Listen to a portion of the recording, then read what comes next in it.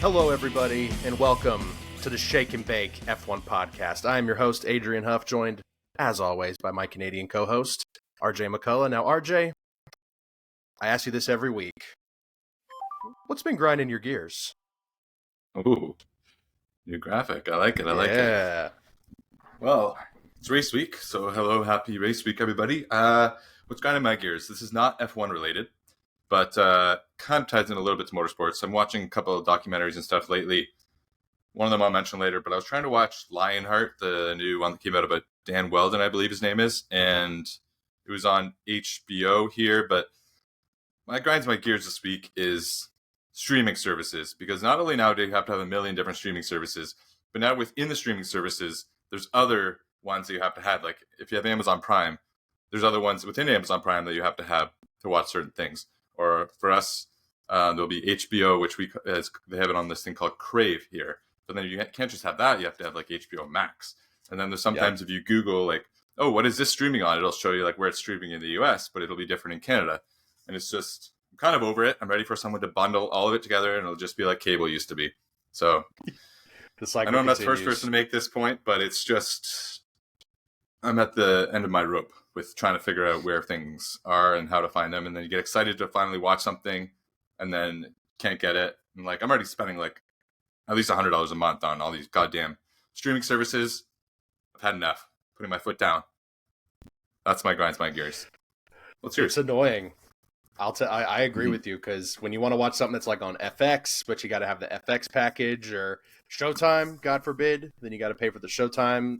Like, I don't even know if it's like an external thing, but yeah, very annoying. My grind my gears is also not F1 related. It's the weather, the heat, especially here in the South. Now, I know it's spring is coming, and surprisingly today, it actually dipped back down and was pretty cold, but this Saturday was like 85 degrees down here, which is not totally insane, but for this time of year, I mean, that's just how the South is. But every year I'm just like, it's the worst, especially for a man like myself who loves hoodies and is of the bigger nature. The cold is where I thrive. Fair. Well, I was also contemplating doing weather as my grinds my gears, but for the opposite reason. That it was like really nice last week. Shorts, well, not shorts, but like t-shirt and jeans weather, which is like my ideal temperature. And then this week, today, it's like a blizzard outside. Like it's just, you have to go toque and what we call toques. I think you guys call them beanies, but and like big winter coat back on. And like once you put the winter coat away, you really don't want to have to pull it back out. So I feel you on weather just being very annoying thing sometimes, but just completely opposite side of the spectrum. Yeah, I guess that's what I get for living in Canada. But yeah, now we got another new, let me try this. Did you know? Did you know? I'm going to share my screen for this. Did you know that Zach Brown, when he was 13 years old, was on a game show? He was on Wheel of Fortune. Really? See that picture? I'm waiting for it to load. Do you see that? Whoa. Oh, no. He's in the red? Yeah. He's in the red. He's so young. Oh, my God. That looks like it's from like, I mean, obviously it would be from like the 80s or something, but oh, my God, it's so dated. Yeah. So that's Zach Brown. He won $3,000, and he used it, allegedly, to buy a go-kart.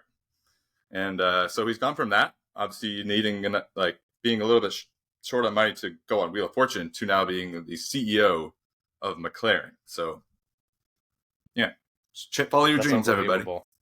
Seriously. Yeah. What a path. I can believe I saw that. Yeah.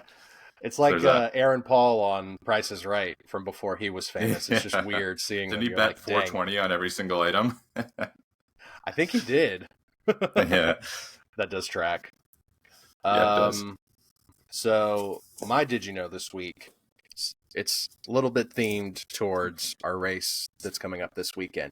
Did you know that Daniel Ricciardo, arguably the most famous Australian F1 driver for sure, but maybe even athlete, I think that's a little bit of a stretch, but he's up there for sure, You want to take a guess at the best position he's finished in his entire career in Australia? Sixth. This goes back to Toro Rosso. It is sixth. That's actually crazy that you guessed that. That was just a pure guess, but it just came to me. He got sixth in 2015 at Red Bull, and then he got sixth again at McLaren. Things went a little downhill after that, but in 2022. So we'll see where he places this weekend. I wish the Racing Bulls were a little bit more like the Red Bulls last year, so they could be a little bit faster, but I think you would do well to do sixth. Yeah, six would be. I would say remarkable to achieve that this weekend.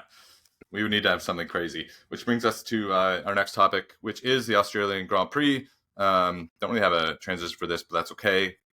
But it is race week, and I guess I can skip a few ahead and just go to the fact that it's a home race for Piastri and Ricciardo. Piastri last year, obviously the McLaren was a tractor, so he didn't do very well. But it was an insane race last year. I don't know if you remember. I was watching some highlights back, and they had all those red flags. They had the restart with like 2 laps left. So Max's big lead was nullified. But then Gasly and Ocon had that crash off the start of the restart, even though they were both in good points positions. They highlighted that in Drive to Survive. So, yeah, I mean, I would like a repeat of that. Is there anything else that you remember from that race last year while I bring up this year's times and stuff? I remember that was when I still had hopes for Aston Martin for that season. But yeah, the restart, it's, I mean, yeah, it's just another one of those instances where you think there's a chance that someone's going to beat Max, and then he's just like, nah, mate, I've got this one. Yeah, I think it was his first win in Australia. But oh, yeah. But it won't be his last. I think it's safe to say. No. So we kind of have some weird times this week. I know we were all excited to have a Sunday race. Now, technically, it's a Sunday race, but really, it's not. So we have practice 1 Thursday, 9:30 p.m. This is Eastern Standard Time, as always. Practice 2, 1 a.m. Friday. Practice 3, 11:30. Sorry. So practice 1, 11:30 Thursday. I said 9:30. I don't know why. So we got 11:30 and then 1 a.m. And then Friday, we have 11:30. Practice 3, qualifying technically Saturday, 1 a.m. So these times are throwing me off. And then the race will be Saturday, like Saturday's midnight, which is technically Sunday because it's morning. The 24th. At zero, like the rate, it says race 00000000. Well, I said too many zeros there, but yeah, you get what I'm trying to say. I'm just going to share the screens in case I did a very bad job of explaining that. But yeah, not really ideal. I mean, I don't want to, like, the idea of like qualifying being 1 a.m. Not the end of the world, but yeah, the race being at midnight, kind of good, but also kind of like I may eat my words later in the year by saying this, but I kind of just want to wake up Sunday morning at like 8 or 9 a.m. and watch a race, you know? Agreed. Especially because we haven't gotten that so far this season. No. I'll say exactly. I feel bad for complaining about the first 2 races because having a race on a Saturday morning is much better than midnight. I mean, that shit sucks. That is not fun. I know. Somehow the time for us is better for the Australian GP than the Vegas GP. That's a little bit insane. That's how big North America is. That is pretty crazy. Yeah, I mean, I guess they have to deal with crazy times all the time in Australia, so we can't complain too much. Like, midnight's not the end of the world, but just kind of throw everything off because you're not going to bed till at least 2, but then it's going to take a while to cool down. So, right. Or maybe you're out with friends or something and you just can't watch it. Like, I think my girlfriend has her birthday dinner this Saturday, so I don't know, like, if we stay out after that or go out after that, then I don't know if we'll be able to. I'll be able to watch it live. I might have to put my phone on Do Not Disturb so I don't get any spoilers. But, right. Yeah. A couple more details on the race. They've raced here since 1996. It is the Albert Park Circuit. It's 58 laps, 5.8. Lap record is held by Checo last year, 1:20.235. It's in is in Melbourne? Melbourne. It's in Melbourne. They used to race in Adelaide. So I've never been to Australia, but 2 of the bigger cities.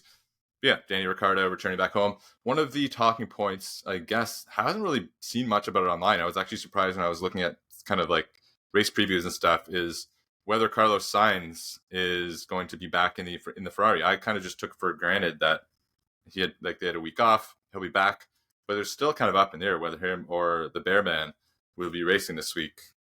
Have you seen anything on that? Shockingly, no. I honestly, until you brought it up, I didn't even really think about it. It's all even though Oliver did such a great job, I was like, it didn't even occur to me that he may not be in well enough shape to actually race this weekend. I'm trying to think back to when Albon had his appendix removed, and 2 weeks. So he was same gone. Situation. He raced, but right. Yeah, since we've had a week never know. off, everyone's different, right? So it might be right at the cutoff point. I know I read that Yeah. Sainz, I don't really know what this means, but apparently his surgery was a little bit smoother, so his recovery process is definitely going to be a lot easier than Albon's was. I would say I expect him to probably race unless it's just been like a hell of a recovery and they just think it's better to hold off another week and maybe let Oliver have another full weekend to drive the F1 car. But more than likely, I think Carlos will come back probably. Yeah, I'd say if I had to put a bet down, the only thing I will say though is when I was looking at the betting odds for our betting segment, which we'll get into later, they didn't have Sainz listed. They had Bearman listed. So that's kind of that's the only thing really that makes me think maybe Ollie will be back. But I feel like they would have made more of a big deal of it. I guess maybe they don't know either at Ferrari. So obviously Bearman will be there. He's a reserve driver. I don't know if F2 is racing there this week. But yeah, kind of something interesting to watch out for. And then the other, mentioned the home racers, Piastri and Ricciardo. Do we think that Ferrari will close the gap at all to Red Bull over the last few weeks? I mean, they've closed it a lot since last year. I think they were like 35, 40 seconds back in Jeddah, and they were a little tighter this year. But that doesn't really mean much. I mean, do we think them or any of the other teams will have closed any sort of gap, either to Red Bull or to each other? Do you think any of the teams will have a bit of a come up this week? As much as I would like to hope for that, I do think we're probably going to see similar results to what we saw in the first two races. I was, for some reason, forgot the first race in Bahrain and Saudi Arabia. So I would expect Max to win this weekend. I do think Leclerc will do well. He usually does pretty decently at this track. Yeah, it's going to be tough. I really think if someone is going to potentially match the pace of Red Bull or even come close to it, it's probably going to happen more down the line in the season. Because I've read some stuff that apparently Ferrari are having some pretty major upgrades coming midway through the season. That's going to give them a big, significant pace advantage as far as or compared to what they have right now. Even though I would say they're the second fastest car on the grid. So I don't know if we'll see like a Leclerc win as much as I'd love that, but I think it's more than likely we'll have a Ferrari driver on the podium. It seems like that's kind of been the theme. I think Verstappen or VER PER LEC is the new Ham Verbot. Yeah, God, I miss those days, man. The good old days. Verstappen, Bottas. I miss that shit so bad.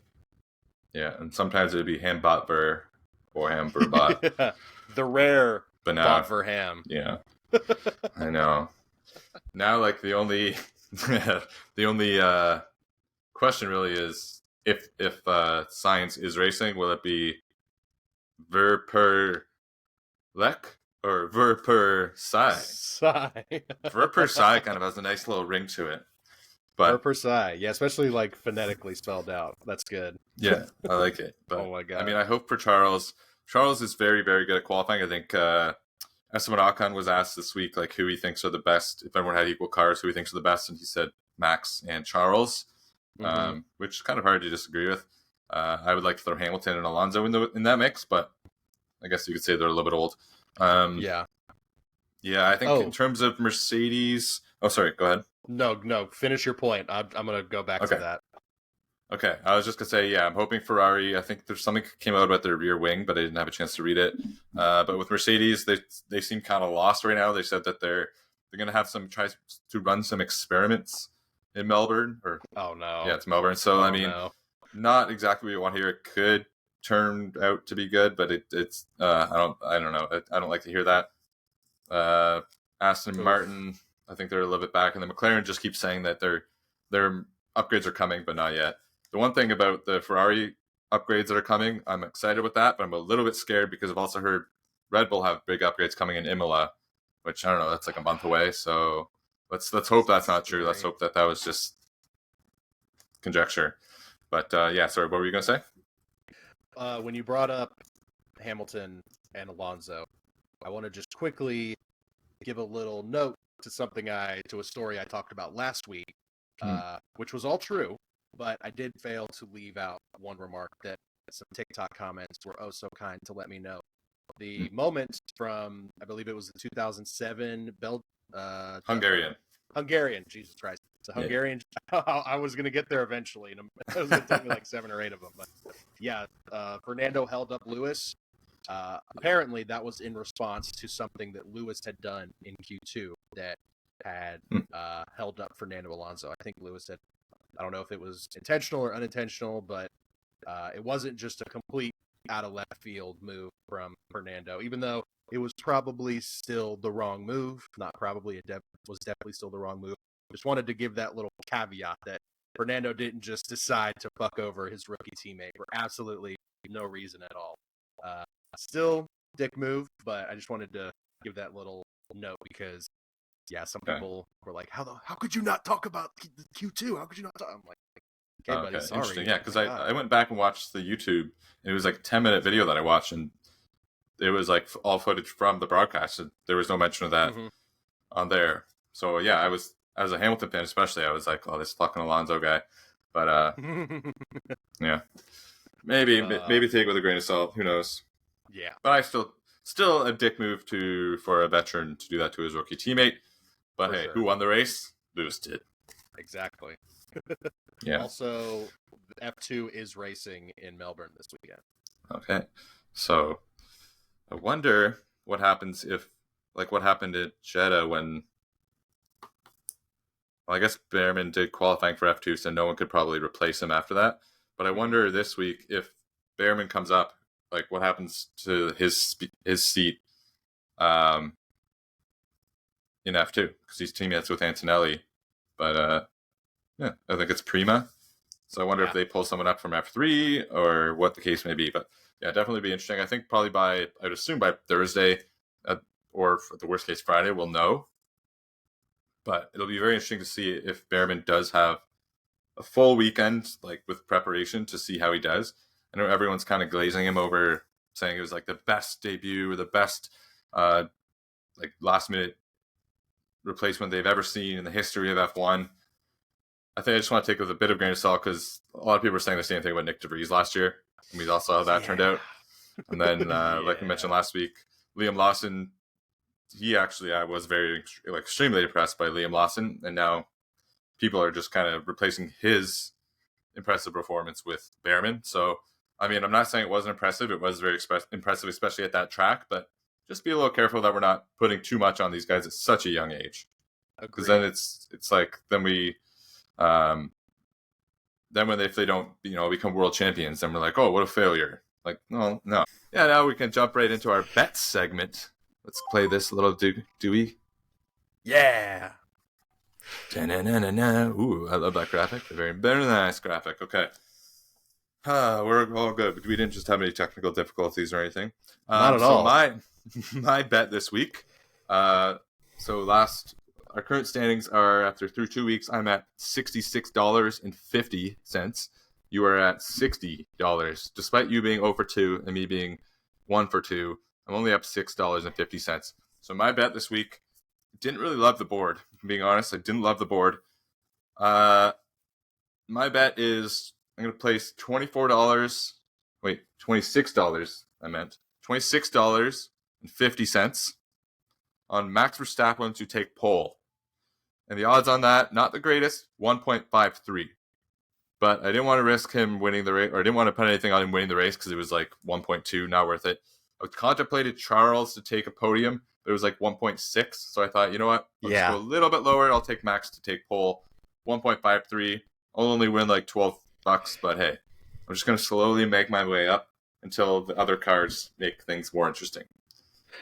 What do you got? Yeah, the Red Bull odds are terrible. Like, which sucks because it's like the only safe pick. God, I'm over 2, like you said. I've gone back and forth between if I'm going to bet on podium or top 6, because even points, like there's so much stuff you can bet on with F1. I wish I had as much access to gambling as you Canadians do. Yes. I'm going to go with, it's between 2. Damn it. I should have decided beforehand. I mean, you can do 2 bets if you want. Okay, I'm going to do... man. I'm going to say Leclerc podium for $20. Okay. So that's for the podium, it's 1.66. That's Leclerc's best odds. He's somehow more likely to get a podium than top 6. Don't know how that works. I guess they're like, if he finishes the race, he'll get a podium, but there's a high chance he'll DNF by crashing or the car exploding or something. So I guess that does make sense. Statistically, he's more likely. So his odds are, you make more money on a top 6? Which doesn't make sense. No, so the odds for Leclerc to get a podium 1.66, then top 6 is 1.14. Yeah, that makes sense because I think they're saying that he'll get a top 6 for sure, so it's not worth betting on. I see now. I think I'm the moron. Oh, we knew that already. Yeah, you know me. It's okay. It's okay. You're new to betting, and B, Georgia doesn't really allow single game bets, which sucks. Not at all. Every time I Google it, it says that they're trying to get it, and like most of the states or a lot of the states in the U.S. have gotten around to it. So hopefully Georgia will get there, and then I think it's kind of just a trial by fire. Once you start doing it, it'll be easier for you. But yeah, don't worry about that. I was going to go the method you went and contradict your bet and give a Leclerc pole because those odds are great. And I do feel like obviously he's an amazing qualifier. So him getting poles not completely out of the question, but I think I'm going to save a Leclerc pole bet for like Imola or Monza because he's locked in on those weekends. Yeah, no, I agree. I think that's smart. I also contemplated Leclerc pole, but I want to get a win. You know, I need a win, and I don't like rooting for Max, so this will give me something to root for Max. Though if Max takes a pole, then we just know like the race is already over. But I think we know that anyways. So, yeah, sadly. That brings us to our shout-out/quote of the week, and I will let you go first. But first, I'm going to do this new graphic we got here. Yeah. So my shout-out is not F1 related. It is for another podcast, though. A podcast I talk quite a bit about to you. Okay. It is the Patreon of Are You Garbage. I listen to those men every single day for hours. Like, it was to the point during work I would listen to this person and this person and this person and this person. Now it's like, oh, I'm going through AYG and then I might catch another show. Like, it is bad. And I'm for sure going to get burnout and like ease back. But those guys run a tight ship. Like, the content they put out, the consistency level. I just really love those guys. So I want to give a shout out to them. If I had to emulate a podcaster or content creator or Patreon member, it would be Are You Garbage. I feel like they do it perfectly. Yeah, they're very funny, and they also kind of like spun their wheels doing a couple of things for a while, whether it was with comedy or with podcasts. I think this is like their third podcast they've done or something like that. Yeah. So shout out to them. They stuck with it, and now they're absolutely killing it. What are their names? Kevin Ryan, and H. Foley. And also T-Bone, the producer. All right. Well, shout out them. And we'll post this on socials, and they can give us a shout out too, or repost it or something. Love you, boys. That'd be very nice. Yeah, we love you. I'm not going to say that I love them as much as you do because it's your number one. But yeah, they're right up there for me. I love them, and it's a good. The format of it is just it's a very good idea. Like, they just have people on. Oh, absolutely. Rich or famous or comedians or whatever, and they just ask them funny questions like, I don't know, like what kind of milk do you drink, or like who Do you how pee in often the do you take out shower? the trash, or stuff. Yeah. And then so it's always funny to hear people's responses to that. And they themselves are comedians. I think they both put out specials recently, so They did. check those guys out if you're looking Home for a runs. podcast or something. Very funny, and they're very well accepted in the industry too. Everyone really likes them. Oh yeah. Which you can always tell when they go on other people's podcasts and stuff. So my shout out this week, I told you about it briefly. I watched this documentary. It came out in 2022. It's called Villeneuve Peroni. It's about Gilles Villeneuve and Didier Peroni. They were teammates with Ferrari in the 80s. Gilles Villeneuve is the first Canadian to ever win a Grand Prix. His son Jacques Villeneuve became a world champion, one of the only ones to win a world championship title while Michael Schumacher was around. He actually has one of the most famous incidents with Schumacher, because Schumacher kind of tries to run him off the road, or maybe the other way around. But yeah, from watching that, Gilles Villeneuve, great guy. It seems like he was an amazing guy. I know I've heard some other things about Jacques Villeneuve, but Gilles Villeneuve seems like he was just like the best. But some interesting things that happened in that documentary. I'm going to spoil it, but it's still worth watching because to see it with your own eyes. So Ferrari back then was still, Enzo Ferrari was still alive and well. They had a rule that if they were 1 and 2 in a race, whoever was in first and second at that time is how they would cross the line. Like if you were second, you're not allowed to pass the guy for first. And there was a moment when Gilles Villeneuve had a chance to win the championship, but his teammate was ahead of him in one of the last races, and he didn't even try and pass him. So he sacrificed himself, potentially winning a championship, because that was the Ferrari rules. So he stuck to those rules. And then in 1982, Didier Peroni was on his team. There was a race. Gilles Villeneuve it was at Imola. Gilles was trying to fight for the championship because he hadn't won one, and he was in first. And Didier Peroni, they went back and forth, and Didier Peroni passed him and ended up winning the race. And Gilles Villeneuve was livid. Like it completely changed his whole mindset on like the trust that he had built up with Ferrari. His teammate, they were like really good friends before that, but Didier didn't invite him to his wedding and stuff. So that happened, and then just a few weeks later, I believe it was at Spa in a qualifying or a practice session, Gilles Villeneuve had a really bad accident. It wasn't qualifying because he'd already done 2 stints on his soft tires, but he wanted to go out for one more because Peroni was leading him, and he wanted to beat him so bad because after the incident a few weeks ago, he was just like livid. He's like, I'm never talking to this guy again. I'm gonna make sure to put him in his place. So he went out on when he probably shouldn't have gone back out. Had a really, really scary crash. One of the worst crashes I've ever seen. His car flipped over a bunch of times. And I was going to put this thing up on the screen, but it's kind of like jarring. So you can see Gilles Villeneuve literally, like the car's flipping, and you just see this thing in white, which is his body, leaving the cockpit, flying through the air, and hits one of those like mesh fence things, and the camera pans over. It's just this limp body against the fence. Really, really tough to watch. Jesus. Yeah. And then a few weeks. And then obviously that messed with Didier Peroni, his teammate. A few weeks later, he had a really, really bad crash at, I want to say Hockenheim, but Nordschleife. I don't know. I don't remember the name of it, but he had a really bad crash there. Broke his leg really bad, but then I don't think he ever went back to Formula One, but then he ended up passing away. After he was in Formula One, he recovered, and then he went to like boat racing, like those boats that just like skip along the water, and they go like super, super fast. And he crashed doing that, and that's how he died. Oh. So pretty tragic story, but very, very interesting to see the dynamics within Ferrari. And then a bit of like a nice story at the end is that Didier Peroni and his wife, was pregnant when he passed away, and then she had the babies after he passed, and they named they were twins, and they named the one boy Didier after his father, and they named the other boy Gilles after Gilles Villeneuve. And then Gilles, I'm not sure, I don't remember which one of them, but one of them is now, or at least at the time of filming, one of them is a race engineer for Mercedes, and got to go up, and you know when they do, like they bring the person up on this podium, and yeah, he got to do that one time when Lewis won a race in 2022 or 2023, and got to do the champagne and everything. So it kind of all came full circle there.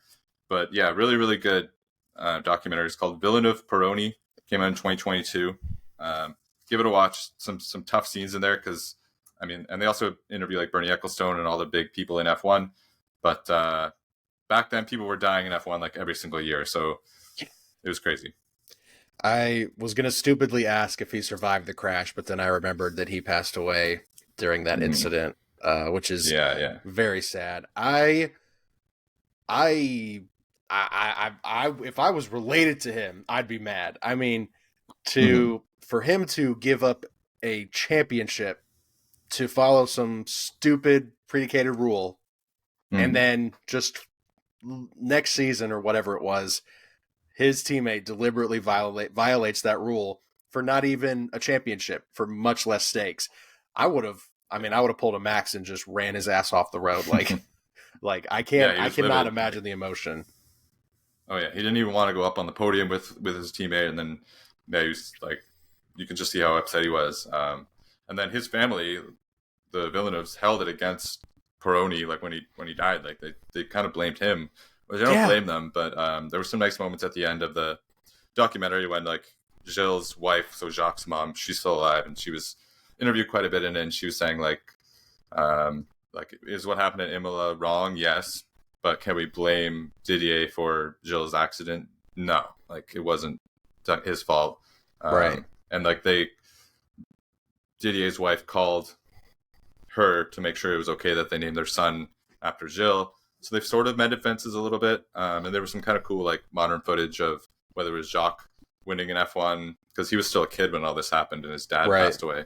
And then now like she's back like following the circuit around, and she got like a really good welcome at the Canadian Grand Prix a few years ago and all this stuff. So yeah, really, really good documentary. I would highly recommend watching it. Some tough scenes in there, but cool look into F1 and how it was back in the 70s and 80s and even into the 90s. So yeah, good happy note there. Yeah, very interesting. Very. Yes, I mean the sport's still brutal, but the measures that they've made regarding safety. I mean, I was watching the Zhou Guanyu Silverstone crash the other day, and the halo. I mean, whoever invented that, and it's just funny to me that certain team principals were like against the halo. It's just one of the best inventions in modern motorsport to me. So 100%. Very sad though agree about that. But it is cool the legacy that these guys leave and that their sons, like it's just weird that his son ended up, winning a championship and fighting Michael Schumacher, and then Michael Schumacher's son is now racing in Formula One and battling guys that raced against his dad. It's like all those legacy stories are very fascinating and just so cool to me. It is interesting, yeah. And like Jacques won his title with Renault, I believe. Like he didn't win; he never raced for Ferrari. Nope. Speaking of Ferrari, I'm just reminded of something. Another driver that drove, I think, with Schumacher, and almost passed away is Felipe Massa, and he is still pushing this stupid lawsuit. There was more stories coming out this week about how he's trying to get the 2007 or 2008, whatever year it was, trying to get this championship overturned. Maybe 2000, I don't know. 2008. 2008. And you know what? If they want to give that one to Massa and give Lewis 2021, you can balance that out. I'd be okay with that. That's obviously not how it's going to work. But like, he's just got to let this go. I don't know why he's still doing this. Yeah, pretty crazy stuff in the world of F1. But I don't mean to be insensitive, but Felipe Massa did have some brain damage probably after there was like a rock that hit his helmet and he was out for the whole season that 1 year. So I don't know if that's causing any, again, not to be too insensitive, but there's something going on there. I don't know why he would keep pursuing this so late. The only reason I can see is Bernie Ecclestone admitted a few years ago that they knew about it during the season, so maybe they could have canceled the points from that or something.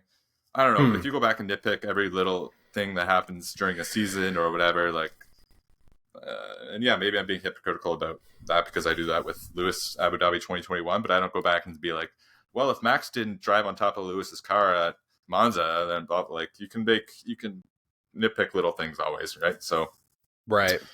Anyways, not the happiest note to end the podcast, but any last thoughts before we head off into the Australian Grand Prix? We're sure to see some funny videos coming out of Danny and all those guys this weekend. For sure. I hope Daniel and Oscar, I would love to see both of them get some points. Make sure you follow our TikTok, and hopefully you're already subscribed to us on YouTube. Follow our social medias, and hopefully we're going to be starting to do a little bit of live streaming, either during quali or the races. Obviously, it's been a little bit difficult with the schedule recently and the races, but once it's more regularly on Sunday mornings, then we're going to start doing our Sunday morning broadcasts. So just stay tuned for that, and just make sure to subscribe and like and share and do all the things. Yeah, throw us a couple comments, even if they're negative. Whatever you want. But definitely excited to have race week back. I think we got another week off, and then it's Japan and China. So good that they moved that up. It'd be good that I don't think they've raced in China in a bunch of years. So I'm excited for that. Yeah, it'd be really, really cool getting kind of into an interesting part of the schedule here. So yeah, that is about it for us this week. Thank you for listening. As always, give it a like, a subscribe, comment. And remember, as always, if you're not first, you're last.